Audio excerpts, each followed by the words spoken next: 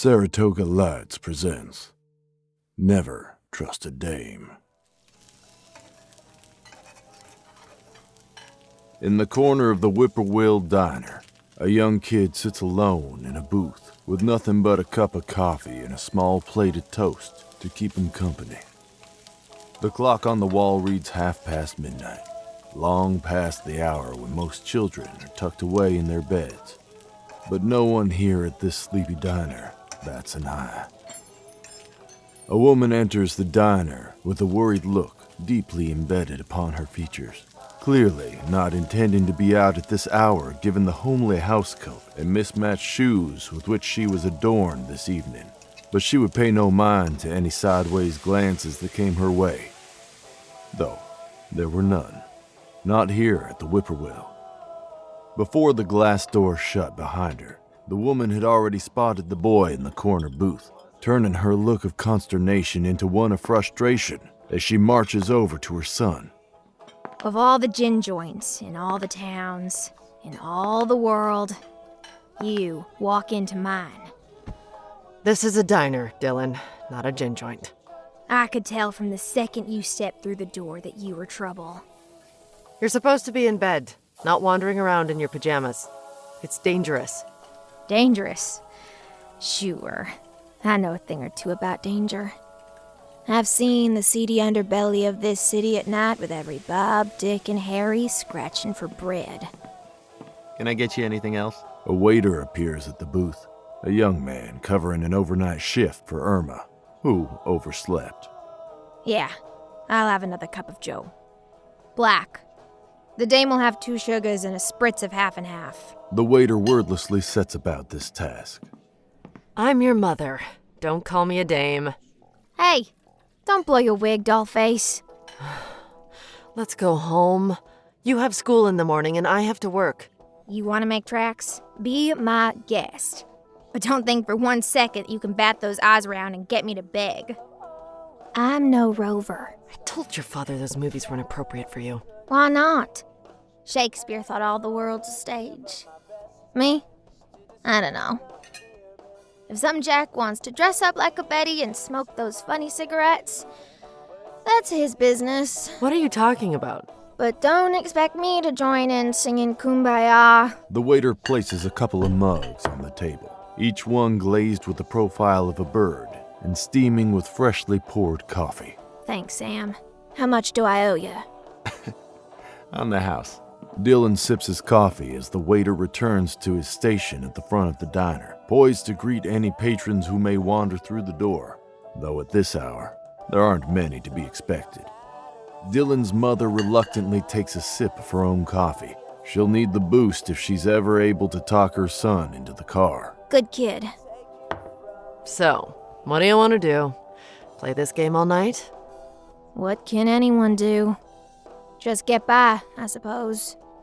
Keep your head down long enough, and maybe you'll still have one when everything hits the fan. Dylan yawns the slightest yawn. One almost unnoticeable as he mindlessly covers his mouth. That dissipates as quickly as it had arrived. His mother, however, does notice. Well, I know something that you don't. Everyone's got a secret in this apple. You didn't get a nap today, so you must be getting pretty tired by now.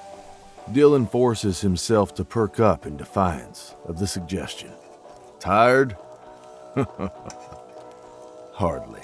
Your bag of tricks must be pretty light if you think I'll fall for that again. How's the coffee?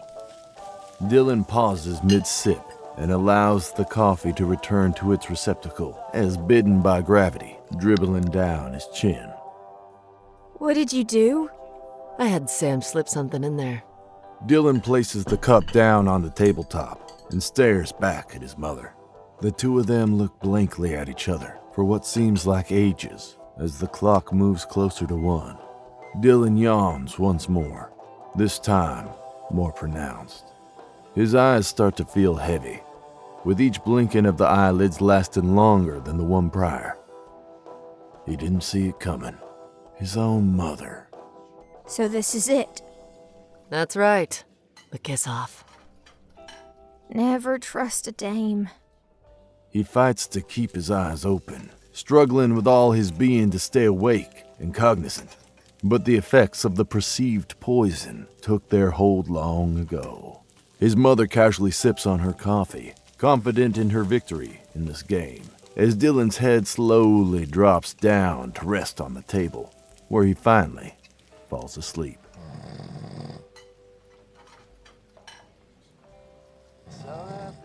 His mother drops a couple of dollars onto the table for the coffee and gratuity.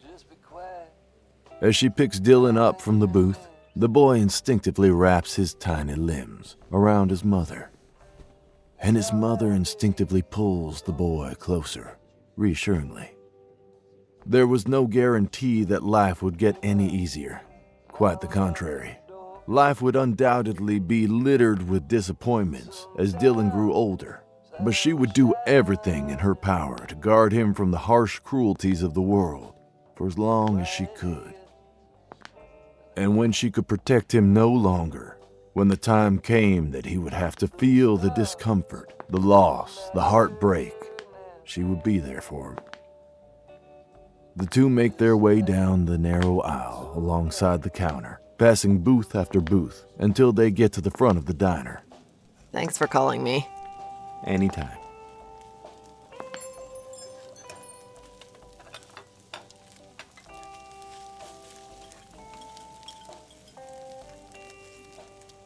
This was in Texas.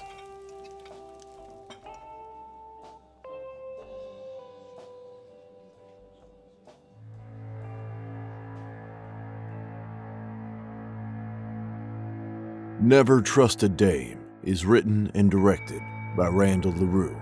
Audio recording and engineering by Matthew David Rudd. Music by Randy Reynolds. This episode featured the voice talents of Valerie Rose Lohman, Caitlin Muncy, and Matthew David Rudd. Until next time.